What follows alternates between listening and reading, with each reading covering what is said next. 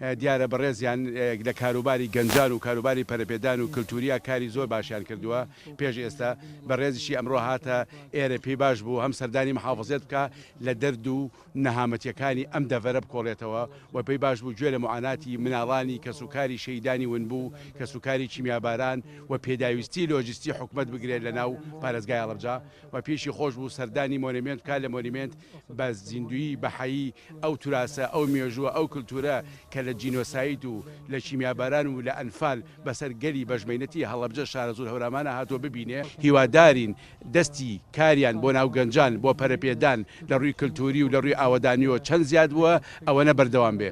We are honored to be here in Halabja today. زۆر خۆشحاڵین ئەمڕۆ لێرە لە هەڵەبجەین. In particular, I would like to thank the governor, the deputy governor, and the mayor for their warm welcome. زۆر دەمەوێت زۆر سپاسی بەڕێز پارێزگار و زێگری پارێزگار و بەڕێز قایمقام بکەم بۆ ئەم بەخێرهاتنە گەرمە.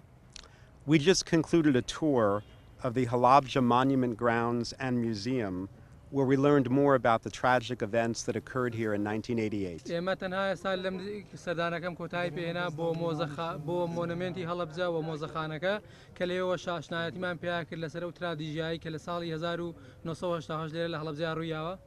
The United States honors those who were killed and injured in the chemical attack of 1988 in ویلایەتەکانی ئەمریکا Halabja. ڕێز لەو کەسانە ئەگرێ کە شەهید بوون یاخود بریندار بوون لە هەڵمەتی کیمیاباران لە ساڵی 1970. My visit to Halabja underscores our commitment to stand with the people of Halabja in your efforts to create a brighter future for yourselves and your children. سەردانەکەم ئەمڕۆ بۆ هەڵەبجە دەرخەری پابەندیمانە بۆ هاوشانوەستان لەگەڵ خەڵکی هەڵەبجە لەگەڵ ئێوەیە لە دروستکردن و هەوڵەکانتان بۆ داهاتوێکی باشتر بۆ خۆتان و بۆ نەوەکانتان.